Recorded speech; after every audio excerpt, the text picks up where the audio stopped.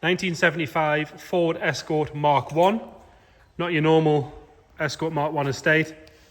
This one, as you'll notice from the title and the description, we believe is the only Mark 1 Escort estate in the world.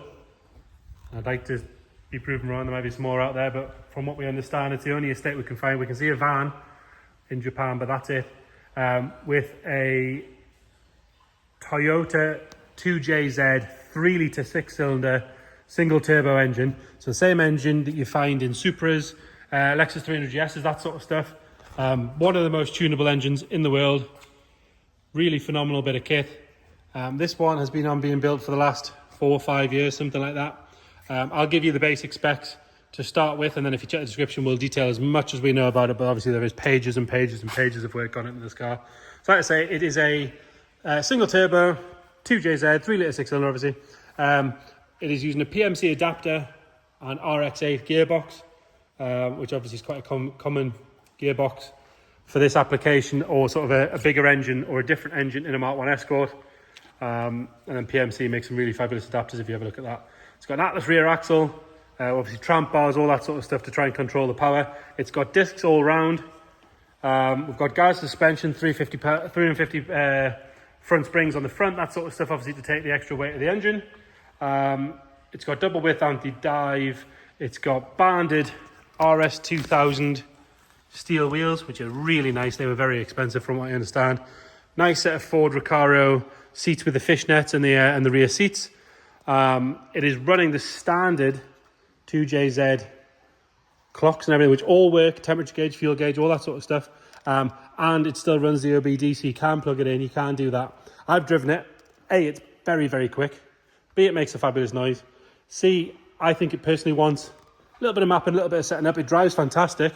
It just seems like it wants a little bit, but from where it's at, really, really impressive bit of kit. Someone spent an absolute fortune, or the owner spent an absolute fortune building the thing. But for him, building's kind of the bit that he enjoys. So we're going to start by having a good look around the bodywork. I'll pop the camera underneath. We'll point everything out as we go around. Then we'll have a look at the interior, and then we're going to go for a cold engine starter. If you check the description, we'll put a lot more details in there. But if you do want to come and see it, it is here with us every day till auction day. Or if you can't get to see it, let us know. We can do video calls. We can send you photos. We can send you videos. We can answer any questions you've got. But yeah, so he started with a bare shell.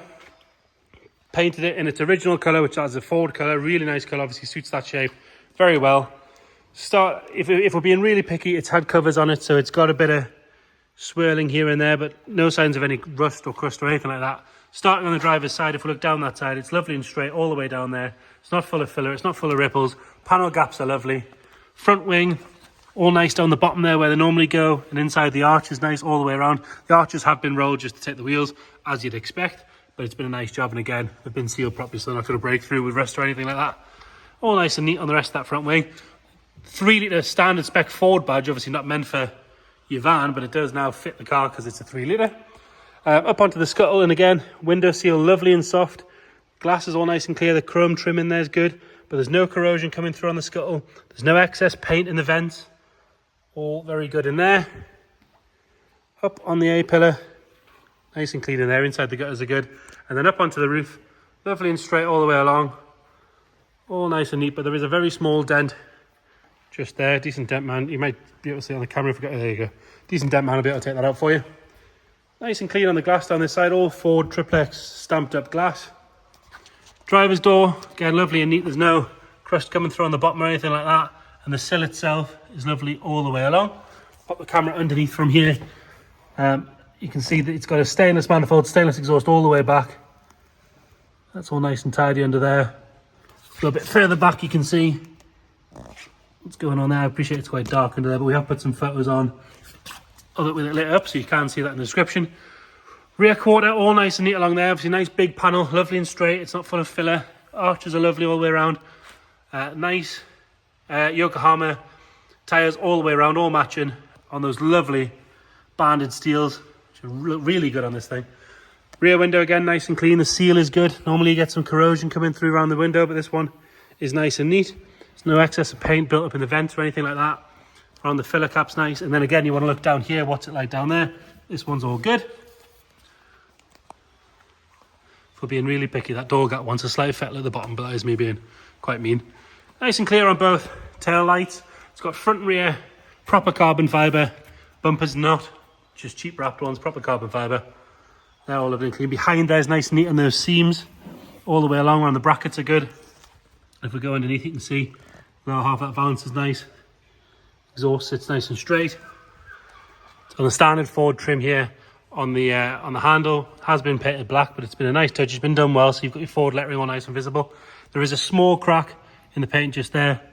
See that there? That's a tiny little one just on the bottom right hand corner of the window, and there's another small one just there.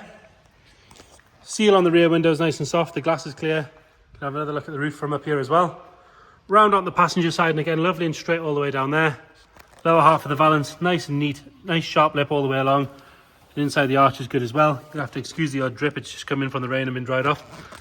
Light scuff just there, but actually that looks like it's sitting on top of the paint. I'd be surprised if that didn't polish off. There's a couple of little stone chips just above it. All the glass on this side again, nice and clear. The seals are soft. Round the windows is good as well. Inside the gutter, nice and clean. Again, nice and neat on that rear quarter. Coming down this side, we've got one little mark where the door's been opened on something on the passenger side door. Sill on this side's nice and neat. We'll have a look along there from here. That's all good on there. And then onto the front wing, we've got a tiny little dent just there. Again, while your dent man's out sorting the roof out, you should be able to get that out for you. Lovely and clean on that arch. Again, like I said, the arches have been rolled, but they've been done properly. Have a look at the scuttle from this side. And then nice and neat on the bonnet, but there is a couple of swirls where I think there's been a car cover sat, and they should polish out nice and easily. All nice on that front grille. That would be my grille of choice for a Mark 1. Nice looking grille on the front. Obviously got the carbon bumperettes on both sides, which are brand new. Lovely and neat all the way along the bottom of that valance. Underneath, have a look underneath there as well. Going on to the interior, and it's got a set of Ford Recaros in there with the fishnet. Every car should have fishnet, if you ask me. Nice and neat on that bolster. Tiny little bit of patina. I wouldn't even go as far as calling that wear. A little bit of a wear sort of rub on the piping. The piping hasn't come away, it just wants recolored. Other than that, all good. OMP harnesses in there as well. Lovely on the door card, and the door shuts, and the undersides of the doors are all very good. Going to pull the bonnet while we're here. You will notice it's got a Motormech pedal box with brake bias. Again, really nice bit of kit. Nice Alcantara steering wheel. If you turn the ignition on, you'll see all Lexus dials in there. Like I say, they work. The fuel gauge, the temperature gauge, oil pressure, all that sort of stuff. And we do have a boost gauge down the bottom there as well. Top of the dash has been flocked. Nice and neat down the centre console. And then it's got a set of RS Turbo or RS rear bench seats, which actually do fold flat as well. So technically, you could use this as a practical daily if you wanted to. Technically. Into the boot. All nice and strong in there. That stays up nice and neatly. Lift that up. A couple of scratches here and there, but it's nice and solid, nice and clean. Wants maybe a good sort of tidy up in there, really. But more importantly, there's no corrosion coming through. There's nothing nasty there. All good. Battery in here. And it's got a lovely aluminium battery mount. Pop it back on there. And there is an isolator fitted to this side here. Got a brace across the back, and then you do have your clasps to drop the seats down should you want to. Inside, around the hinges and everything, all nice and neat as well. Lovely and clean on this door on the passenger side.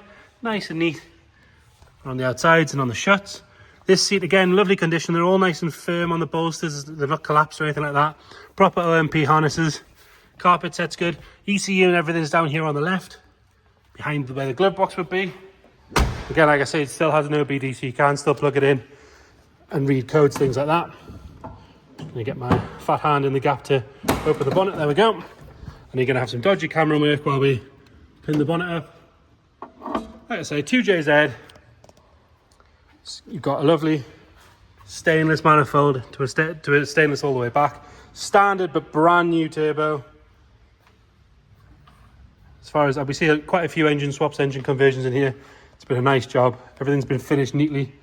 As you can see, the inner wings and the bulkhead are all nice and neat. Original Ford plaques are where they should be. Gonna fire it up.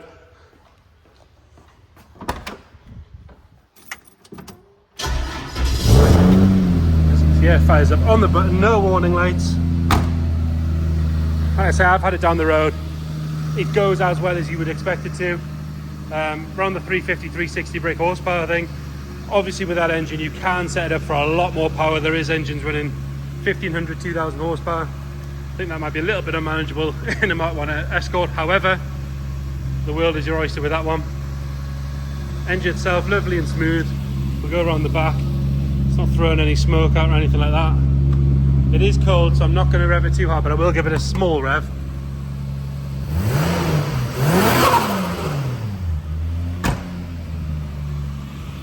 Not many Escorts that make a noise like that, is there? So there you have it.